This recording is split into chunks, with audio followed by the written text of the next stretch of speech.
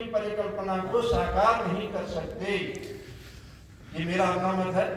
मैं थोड़ा ऊंचे लहजे में भी कभी बोलता हूँ, वैसे पहाड़ी लोगों का तो ये स्वभाव ही होता है। और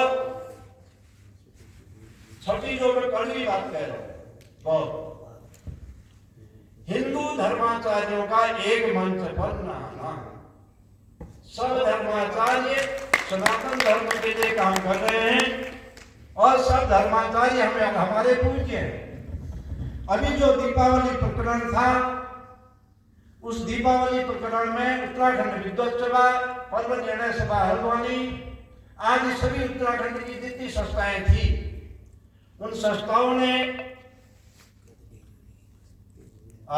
1 नवंबर की दीपावली का निर्णय दिया था। जैसे ही हमारा यहाँ से निर्णय आया, दूसरे ही दिन हमारे पूज्य शंकराचार्य जी का निर्णय 31 अक्टूबर का हो गया। अब हम पूज्य धर्माचार्यों से निवेदन करना चाहते हैं, तो किसी का बनारस से, उनके श्रीमठ से मेरे लिए फोन आया था कि आपके वहां, मैंने कहा भाई मैं अधिक कुछ नहीं कहूंगा क्योंकि बड़ा पद है और हमारे पूज्य हैं, उनके चरणों की हम धूल हैं, लेकिन हम इतना कह सकते हैं कि जो उनका जोशी मठ है, जोशी मठ में 1 नवंबर को दिवाली मनाई जा रही है, जहां जिस पीठ के वो संदर्भ है। सही है, तो ऐसा नहीं होना चाहिए। और दीपावली के संबंध में उससे पहले मैं बद्रीनाथ धाम में गया था। हमारे पूज्य वेद पाठी यहाँ पर बैठे हुए भट्ट जी, आपने बड़ा स्नेह वहां पर दिया था और आप पूज्य धर्माधिकारी जी, जो मैं उनका शुभ नाम नहीं जानता, उनसे भी मेरी बात कराई थी। तो मैंने अपने ही जो है अल्प बुद्धि के अनुसार दीपावली का पक्ष रखा था उनके सम्मुख भी। अच्छा, आप हैं, बहुत आपका धन्यवाद। हाँ, आपसे बात हुई और आज ऐसे दिव्य महापुरुषों के यहाँ पर दर्शन हो रहे हैं और ऐसा लग रहा है कि बद्रीनाथ धाम आज स्वयं चलकर यहाँ पर आ गए।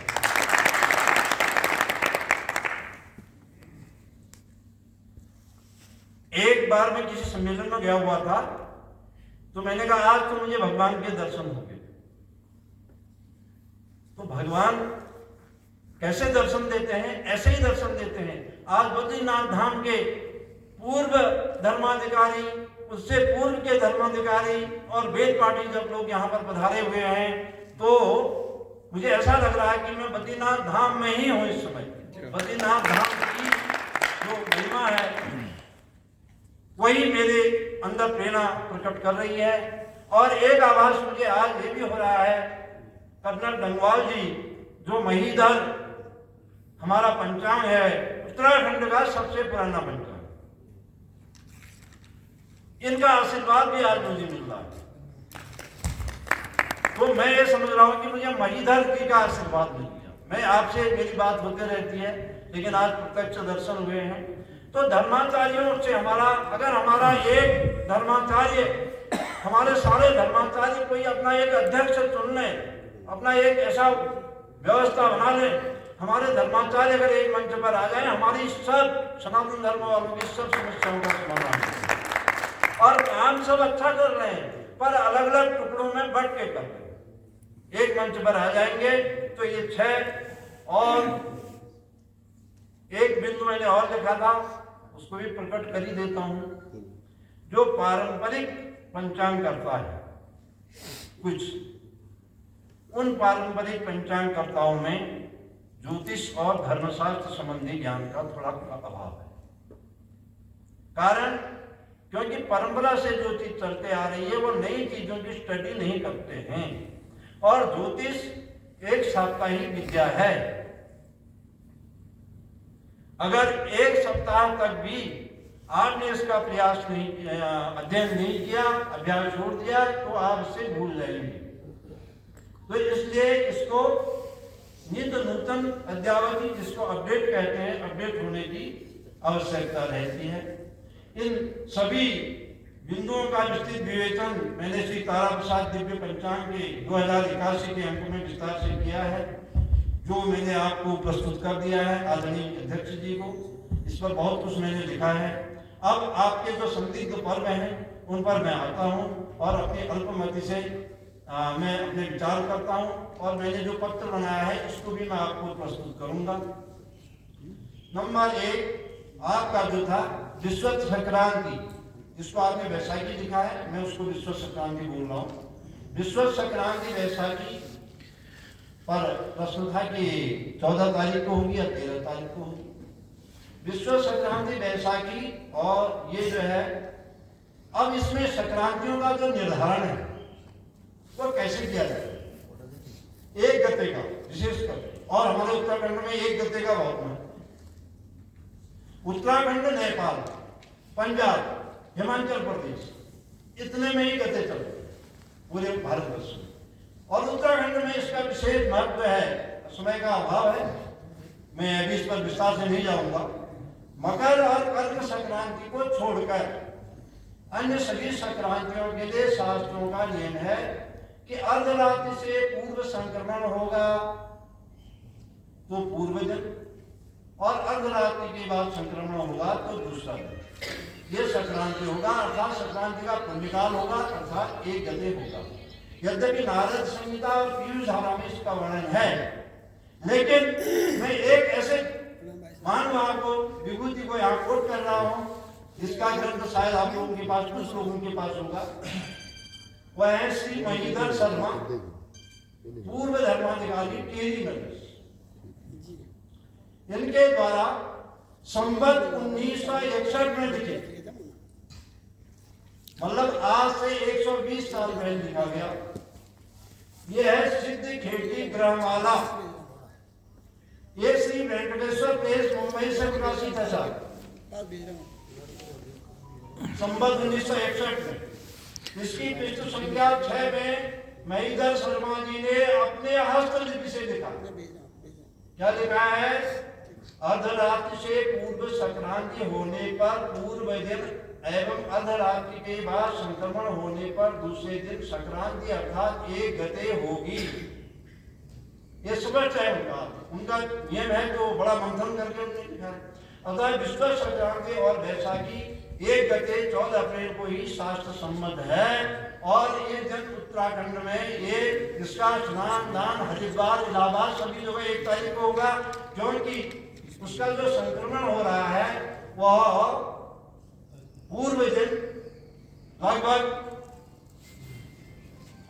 कितना 3 बजे, मेरे पंचांग में तो कुछ बाद में हो रहा होगा, हाँ 26 2-3 बजे जो भी हो रहा है उसके बाद हो रहा है। तो इसलिए रात्रि में वैसे भी स्नान दान नहीं हो सकता, ये नियम है। इसलिए पहले दिन उसका दूसरे दिन ही एक गते को होगा। ये मेरा अपना विचार है, निर्णय आपको करना है। दूसरा परशुराम जयंती, आप जल्दी में बोल रहा हूँ।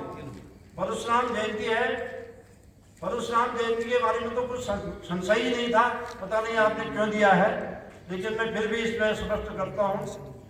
यमेव तृतीया परशुराम जयंती, यम रात्रि प्रथम याम व्यापिनी ग्राह्या धर्म से सा प्रदोष ज्ञापनी ग्राह्या पुरुषार्थ चिंतन। अब यहाँ पर क्या था? यम रात्रि प्रथम याम व्यापिनी ग्राह्या, धर्म सिंधु ने जो कहा वह जो है संदेहजनक, प्रथम याम व्यापिनी में स्पष्ट नहीं किया।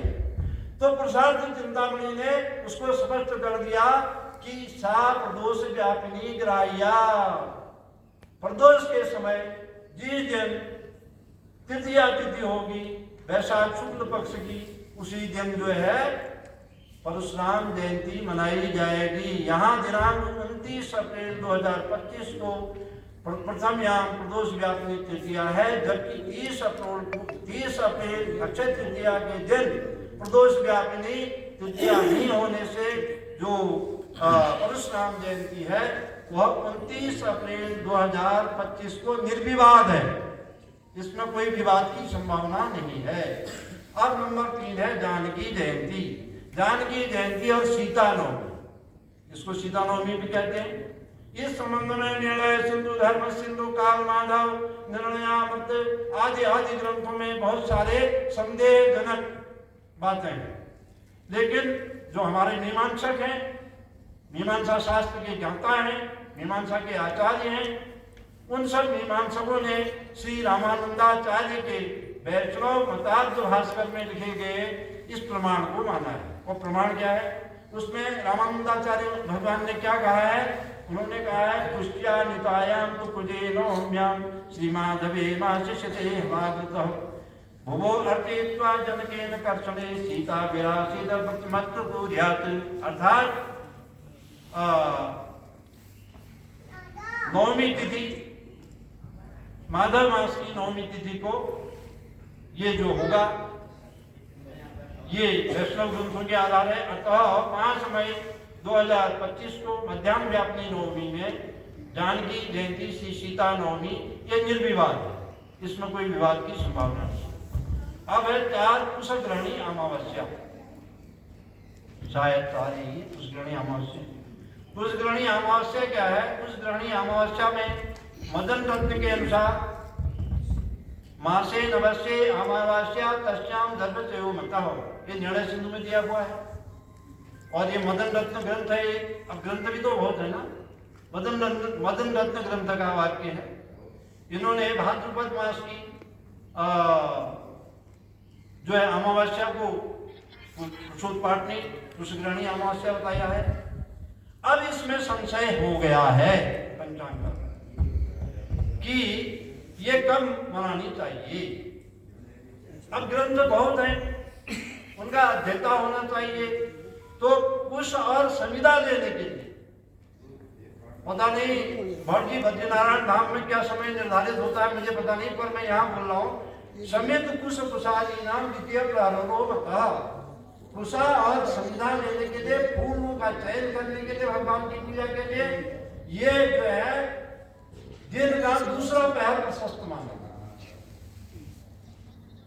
तो अब आप देखिए यहाँ लगभग 32 घंटे का दिनमान 22 अगस्त को 32 घंटे का है लगभग।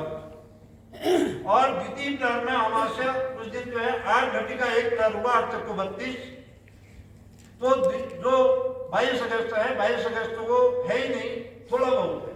तो 23 अगस्त को जो अमावस्या है वह द्वितीय प्रहर में 6 घड़ी से भी अधिक हमें प्राप्त हो रही है।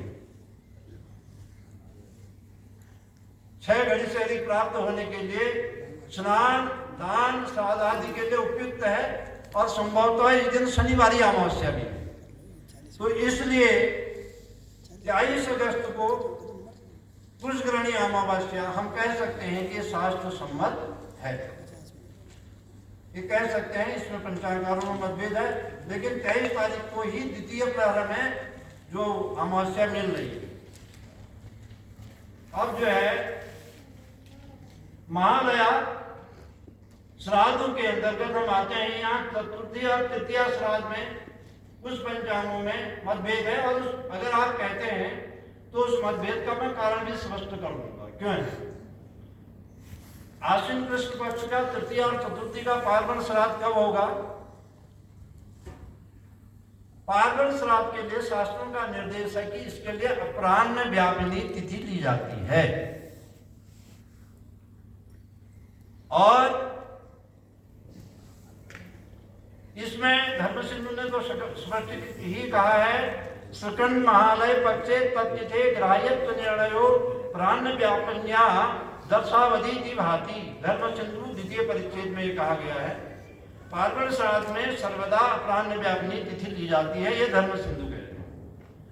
अतः 11 सितंबर को चतुर्थी अपराह्न व्यापनी न होने से 10 सितंबर 2025 को तृतीया और चतुर्थी दोनों अपराह्न व्यापनी होने से तृतीया और चतुर्थी का महालया पार्वण श्राद्ध 10 सितंबर को शास्त्र सम्मत है, 10 सितंबर को।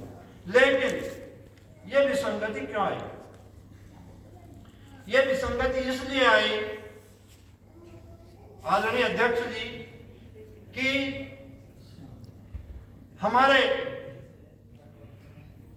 जो दिनमान के जो पंचदा विभक्त दिनमान है, यहाँ पर पंचदा विभक्त जो पांच हिस्सों में बांटा हुआ दिनमान है उसका अपराह्न लेने की बात है। लेकिन जिन्होंने दूसरे दिन निकाला उन्होंने इसलिए दे दिया उन्होंने दिनमान को 2 ही भागों में विभक्त किया, पूर्वाह्न और अपराह्न। तो दोपहर बाद वो स्पर्श होने से उन्होंने चतुर्थी का जो श्राद्ध है वो दूसरे दिन दे दिया है। ये विसंगत इसलिए है, लेकिन जो इसका जो श्राद्ध है तृतीय और चतुर्थी का पार्वन श्राद्ध ये 10 सितंबर को है। 6 अक्टूबर को शरद पूर्णिमा और दोष और निषेध व्यापनी होने से 6 अक्टूबर को जो शरद पूर्णिमा है, उजागर पूर्णिमा है, सत्यनारायण व्रत है, ये 6 अक्टूबर को निर्विवाद है, इसमें कोई विवाद की संभावना नहीं है। 7वां हमारा है 7वां था हमारा छोटी दीपावली। छोटी दीपावली है, उस दिन नरक चतुर्दशी भी है। नरक चतुर्दशी का ये नियम है,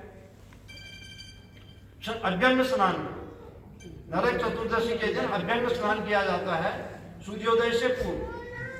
तो उस समय चतुर्दशी तिथि और चंद्रोदय होना चाहिए, बड़ा डीप मामला है, बड़ा सूक्ष्म है। और चंद्रोदय को देते भी नहीं अधिकांश पंचांग, हमारे पंचांग में आपको चंद्रोदय मिल जाएगा। चंद्रोदय और चतुर्दशी होनी चाहिए, तभी आप नरक चतुर्दशी का जो अभ्यंग स्नान है वो कर पाएंगे। इसलिए 20 अक्टूबर को सूर्योदय से पूर्व चतुर्दशी व चंद्रोदय के संयोग में अभ्यंग स्नान होगा। इसलिए छोटी दीपावली का पर्व भी इसी दिन होगा। आश्विन कृष्ण चतुर्दश्याम चंद्रोदय व्यापिन्याम धर्म सिंधु में ये बात कही। अब एक बड़ा विवाद का जो पॉइंट आ रहा है, ये आ रहा हमारा बड़ी दीपावली और लक्ष्मी पूजा।